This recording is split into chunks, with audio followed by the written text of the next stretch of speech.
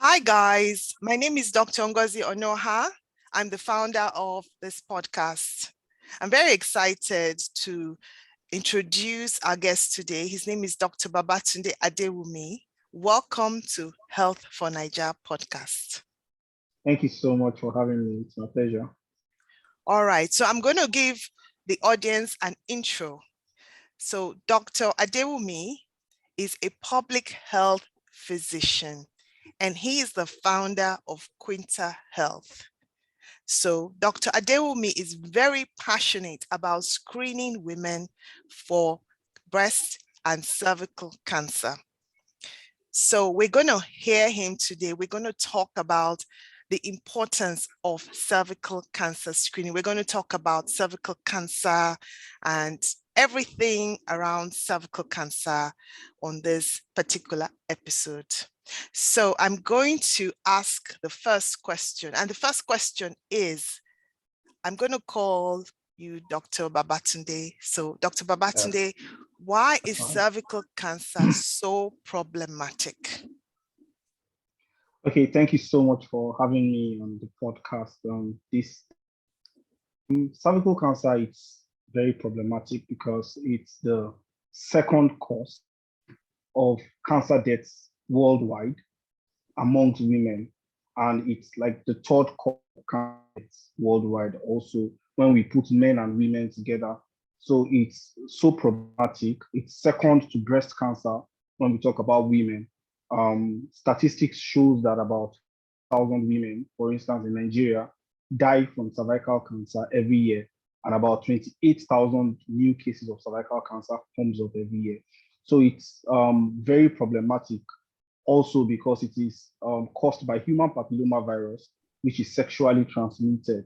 So when every woman who has been exposed to sexual intercourse is at the risk of having cervical cancer. So that is the reason why it is so problematic in our world this time around. Yes. Yeah, so I agree with you. So I'm going to give you the statistics from the United States, which I was really surprised. So in the United States, every day, 10 women die from cervical cancer. It is astonishing. Huge. It's huge. It's huge. Especially as United States has one of the best health systems. So in the world. Yes. So what is going on? Why is there lack of awareness on this topic? The problem with awareness, basically, people feel, in quotes, that there's nothing wrong with me, so I don't need to check. Cervical cancer is a silent killer in the sense that it is there and it progresses years. So it comes from the stage of dysplasia, which is just some precancerous lesions. When we talk about lesions, we mean something that is leading to cancer. Now, in most women, in about 90% of women, the body takes care of the human papilloma virus, and then the woman does not develop cancer at the end of the day. But in that 10%, which is part of those women that we see all the time that come down with cervical cancer, they do not know that anything is wrong with them until it becomes a full-blown cancer. So at the stage of dysplasia, there's no problem. The woman is fine. And it takes about 10 to 15 years to develop.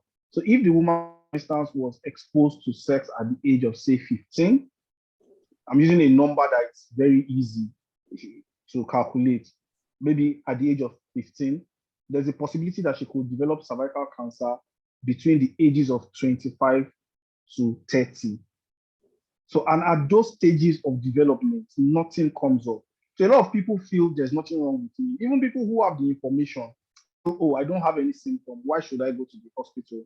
And that is the problem with screening. Screening is when you apparently healthy people. Now look at that definition. It's not healthy, but apparently healthy people, particular disease. And cervical cancer can be gotten very early, but because it doesn't have signs, it doesn't have symptoms, no pain, no discomfort at those early stages, people do not take it seriously. Wow. This is so amazing. I mean, this information you shared with us. So basically, you're saying that cancer, cervical cancer it can start off as pre-cancer cells. So pre-cancer, not yet cancer, but the stage before cancer. And then it can take up to 15 years for it to go into full-blown cancer.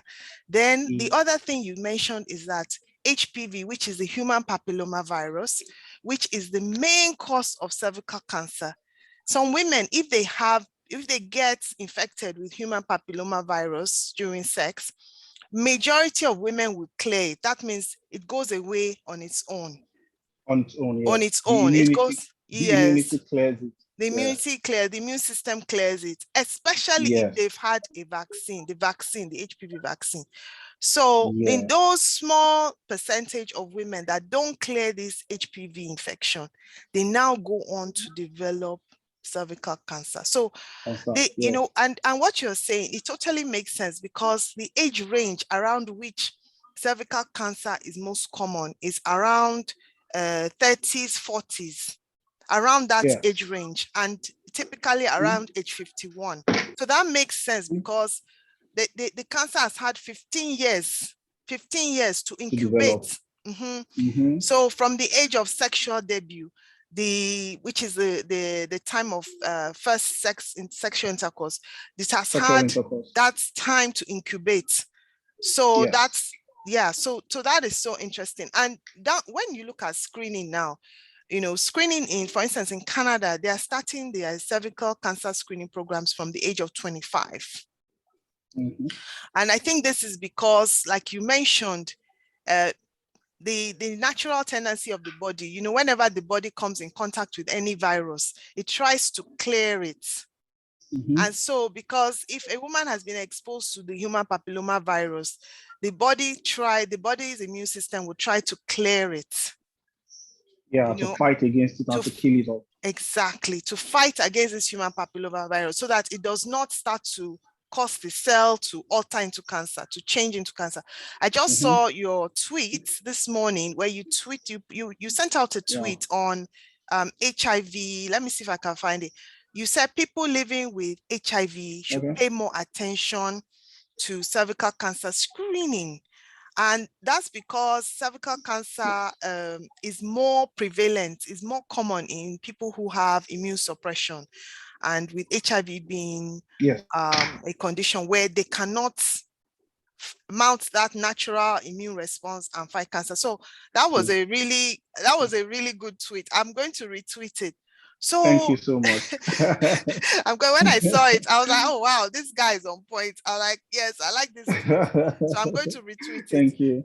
So what can be done? Because this is really, you know, when you look at the statistics of you know, globally, where you have over 300,000 women dying from cervical cancer. Because the other thing I found out is that this cervical cancer, it can be laying dormant, you know, but then once it kicks in, it's so aggressive. Like, that's why you hear, oh, somebody had cervical cancer, a few months later, they're dead. Like, so I always have this thing of like analogy where I say, okay, it's like you're frying dodo.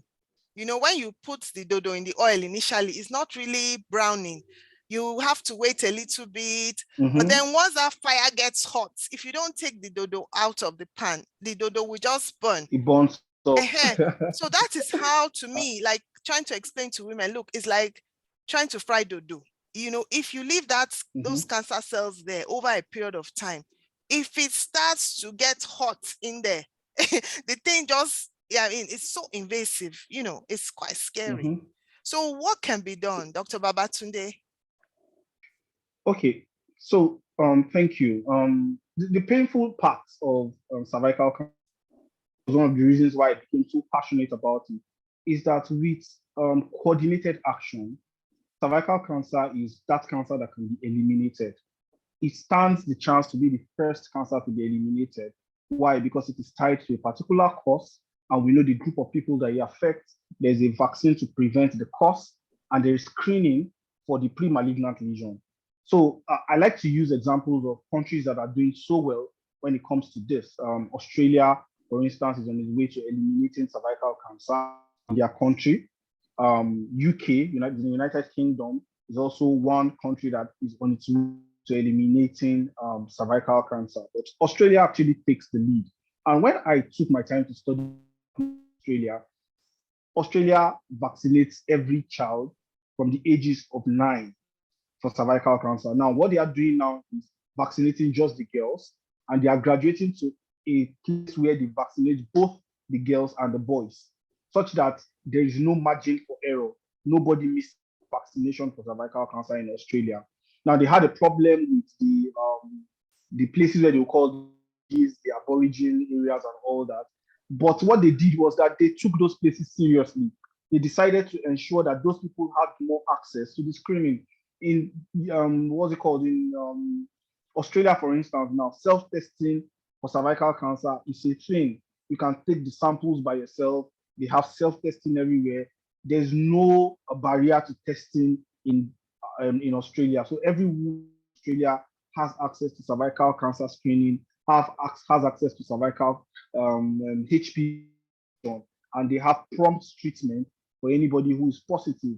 So cervical cancer is something that, as lethal as it presents itself to be, is a soft target for certain where there is political will, where people are educated, and where all the resources are available. It's a very soft target because every stage of the development of the before it becomes cancer has a target, has a place where you can hit it up. And WHO came up with a particular strategy to eliminate cervical cancer, which is in 1970-90. 90 means that every girl before the age, after the age of 9, should get vaccinated. Every girl. So that means every between the ages of 9 and 15 should get the vaccine. And the reason why we say girls between 9 and 15 should get the vaccine, at that age, they are not exposed to the virus already. The vaccine works in them. And that is why we want our girls to be vaccinated. We believe that at that age, they are not sexually active. The second one is 70. The 70 is that 70% of the women in every population should get screened for cervical cancer with a high performance test. And the highest performing test right now is the HPV DNA testing that is being advocated by WHO. But in resource poor countries like Nigeria, we use pap smear, we use visual inspection with acetic acid. And WHO has said any test is better than no test. So if you don't have the HPV DNA testing in your country, you can do the VIA, you can do the pap smear. And then the other 90 is that out of those 70 women that you have screened, 90% of those who turn out positive must get treatment. So you have to treat 90% of those women who come out positive out of the 70 that you have treated. So it's 90 for the vaccination, 70 for the screening, and 90% for the women who come out positive out of the 70. If every country can actually do this, I'm sure cervical cancer will be extinct cancer in no time. Okay, that was very good information. So, I mean, I think the WHO has done great work. In fact, there's a publication online. If I can find it, I will put it up in the notes. It's called Comprehensive Cervical Cancer Control, second edition by WHO. And if you Google it, you can find it. It's a 408-page document available online, and it's extremely comprehensive. So generally with screening for cervical cancer in women and people who have a cervix, the general guidelines is, one of 3 options. And it's basically either the HPV test, which now is available. Women can just buy that, and the pap test, or combination of the HPV test and the pap test, or the visual inspection under acetic acid, which is done in resource limited countries. So this is really great information. I really enjoyed listening to this conversation with you, Dr. Babatunde. So can you share one pearl of wisdom with the audience? Okay, so basically, I'll just say that every woman should get vaccinated. Every woman should get screened. You don't have to see a symptom, you don't have to see a sign before you get screened, because once it is caught early, treatment is 100%. We can actually eradicate cervical cancer from our world, and that is fighting for. That is what we are advocating for. Every woman should be a custodian of this information. Every woman should tell every woman. Every man should tell their spouses, their wives, their mothers. Every woman should tell who are in their lives. Everybody should get screened for cervical cancer. Everybody should get cervical cancer. Thank you. Yeah, thank you so much. And I think the screening frequency is about every 3 to 5 years or so. Okay, so it depends on how. For women who do pap smear and VIA, it's 3. But if you do a high performance test like the HPV DNA, is every 5 years up on 5, or you have 5 straight negative tests. So if you are up to 65, you don't need to get screened again, or if you have had like up to 5 negative tests. Okay. Yeah. All right. So screening age is about 25 years old. Is that what you do? From depending on so many factors, right? Depending on so many factors. There are arguments, so many Yes, arguments. Some people will yes. say as soon as you are sexually active, you should start the screening. But it's pegged between the ages of 21 and 25. Right, right, Yes, right. yes. So that's So pegged. yeah, between the ages of, so starting between the ages of 21 to 25. 25, yeah. But some people say within 3 years of sexual debut, because it's an opportunity to screen for other things like STDs, yeah, chlamydia, gonorrhea, and things like that, trichomonas. And then the upper limits, we're saying 65, but you could go 65, beyond, yes. depending on if the woman has had normal pap smear histories, because apparently there's some women who are being diagnosed in their 70s and 80s with cervical cancer. Yeah, if a woman has a normal pap smear between the ages of her first test to her test at 65, she can be discharged. But if she has risk factors and then she has had a positive pap smear or a positive test in the past, then she can still be allowed to screen and to get for beyond 65. So the screening is actually individualized. There's really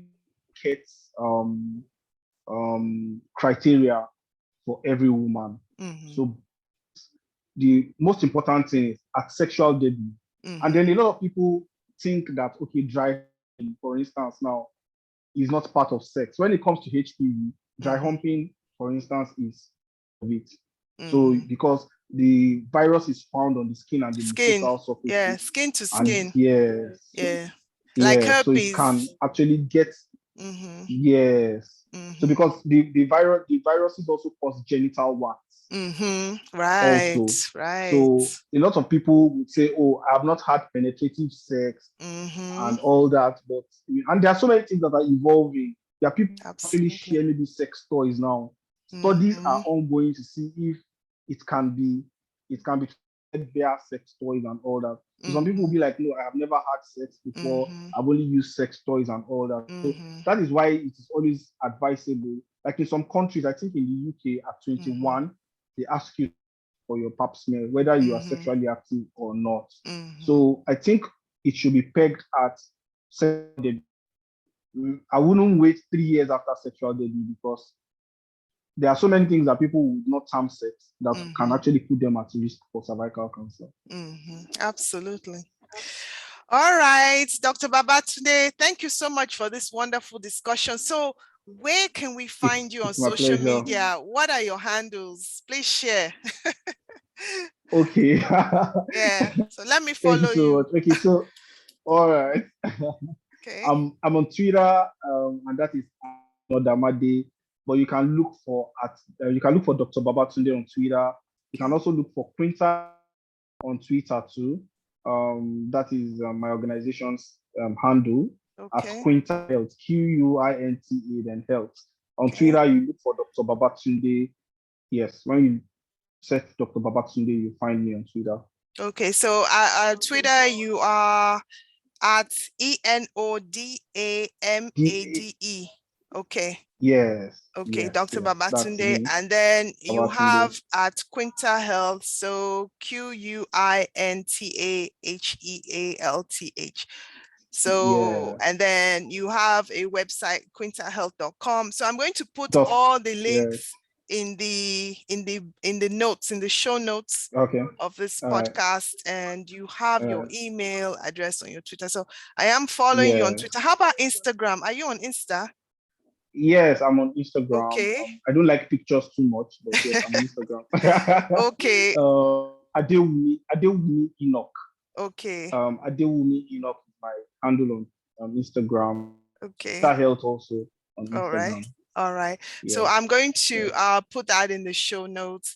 I All right. really want to thank you so much for your time today. You really It's my shared some pleasure. amazing content, and I Thank hope you we so much. have another discussion on cervical cancer. It's a very important topic because Yeah, it absolutely. is, yeah, it is curable. There's this book called Healer, Henrietta Lacks, the story Okay. of a lady who presented with cervical cancer in Johns Hopkins Mm, University, and whose cervical cancer cells really pioneered a lot of what we see in medicine research. nowadays. Yeah, have you have Yeah. you have you come across the story? Yes, I have. Yes, Yes, I yes, have. yes, yes. Yes. Amazing read. So I do recommend that book. It's called, let's see if I can find it quickly. Healer. It is online. It's called The Immortal Life of Henrietta Lacks. Amazing Henrietta read. Lacks. Yes. It really goes through the cervical cancer and how this woman's cells, cancer cells, were the only cells to survive in the lab. The researchers had been trying to grow cancer cells in the lab for a long time, Mm-hmm. or just general, Yeah. cells, and they couldn't. But this woman's cells survived, and they basically sent her cells all over the world, and her cells Yeah. were used in medical research. Incredible Yes. story. So Yes. I do recommend this book. Yeah. All right. Thank you Thank so you much. so much, and Yeah, enjoy it's my your pleasure. day. I'm going to Yeah, you stop the too. recording. Thank you so Yeah, much. thank you. Bye for now. Yes.